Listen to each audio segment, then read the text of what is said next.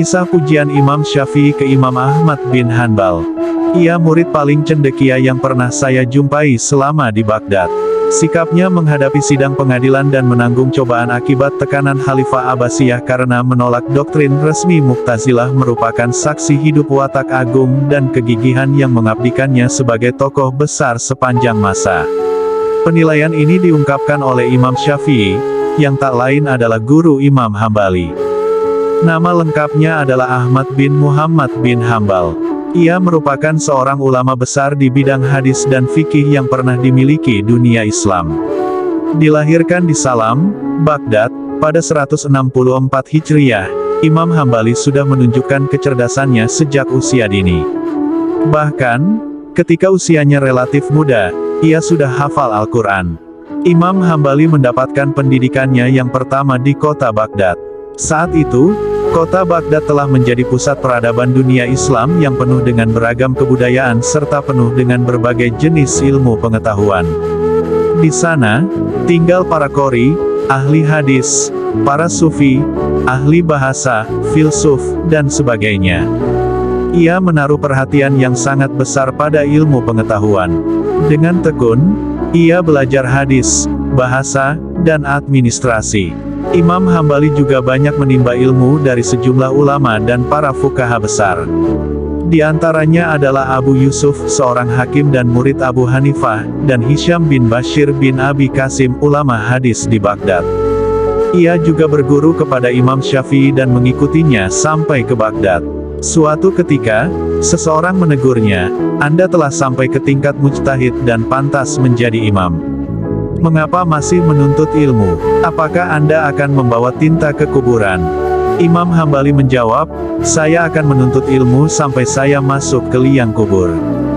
Di samping itu, ia juga menaruh perhatian besar kepada hadis Nabi Shallallahu Alaihi Wasallam. Karena perhatiannya yang besar, banyak ulama seperti Ibnu Nadim, Ibnu Abd al-Barr, At-Tabari, dan Ibnu Qutaibah yang menggolongkan Imam Hambali dalam golongan ahli hadis dan bukan golongan mujtahid. Demikianlah sebenarnya karakteristik mazhab Hambali. Mazhab itu senantiasa berpedoman pada teks-teks hadis dan mempersempit ruang penggunaan qiyas dan akal. Begitu besar perhatiannya kepada hadis, ia pun pergi melawat ke berbagai kota untuk mendapatkan hadis. Antara lain ia pernah ke Hijaz, Kufah, dan Basrah. Atas usahanya itu, akhirnya ia dapat menghimpun ribuan hadis yang dimuat dalam karyanya Musnad Ahmad ibn Hanbal. Karya monumentalnya ini disusun dalam jangka waktu sekitar 60 tahun.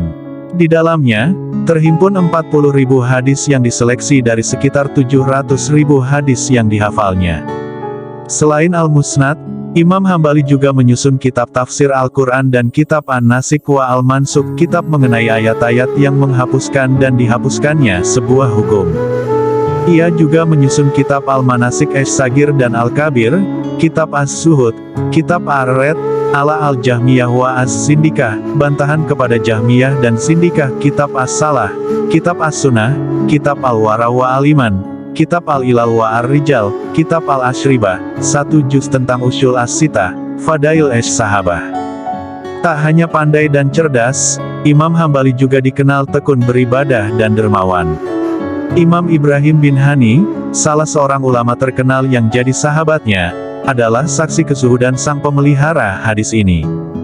Hampir setiap hari ia berpuasa dan tidurnya pun sedikit sekali di waktu malam.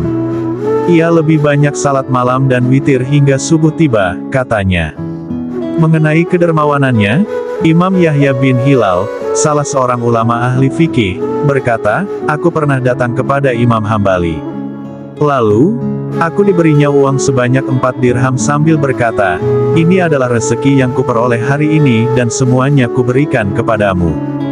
Pujian dan penghormatan. Imam Syafi'i pernah memberi usul kepada Khalifah Harun ar-Rasyid pada hari-hari akhir hidup khalifah tersebut agar mengangkat Imam Hambali menjadi qadi di Yaman, tetapi Imam Hambali menolaknya dan berkata kepada gurunya tersebut, "Saya datang kepada Anda untuk mengambil ilmu dari Anda, tetapi Anda malah menyuruh saya menjadi qadi untuk mereka."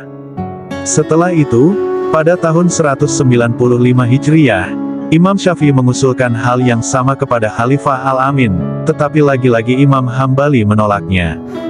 Suatu hari, Imam Syafi'i masuk menemuinya dan berkata, "Engkau lebih tahu tentang hadis dan perawi-perawinya. Jika ada hadis sahih yang engkau tahu, beritahulah aku. Insya Allah, jika perawinya dari Kufah atau Syam, aku akan pergi mendatanginya jika memang sahih." Imam Syafi'i juga berkata, "Aku keluar meninggalkan Baghdad, sementara itu tidak aku tinggalkan di kota tersebut orang yang lebih wara, lebih faqih, dan lebih bertakwa daripada Ahmad bin Hambal." Abdul Wahab Al-Warraq berkata, "Aku tidak pernah melihat orang seperti Ahmad bin Hambal." Orang-orang bertanya kepadanya, "Dalam hal apakah dari ilmu dan keutamaannya yang engkau pandang dia melebihi yang lain?" Al-Warraq menjawab, "Dia seorang yang jika ditanya tentang 60.000 masalah, dia akan menjawabnya dengan berkata, 'Telah dikabarkan kepada kami,' atau 'Telah disampaikan hadis kepada kami.'" Sementara itu, Ahmad bin Syaiban berkata, "Aku tidak pernah melihat Yazid bin Harun memberi penghormatan kepada seseorang yang lebih besar daripada kepada Ahmad bin Hambal. Dia mendudukkan Imam Hambali di sisinya jika menyampaikan hadis kepada kami. Dia sangat menghormati beliau, tidak mau berkelakar dengannya. Padahal, seperti diketahui bahwa Yazid bin Harun adalah salah seorang guru beliau."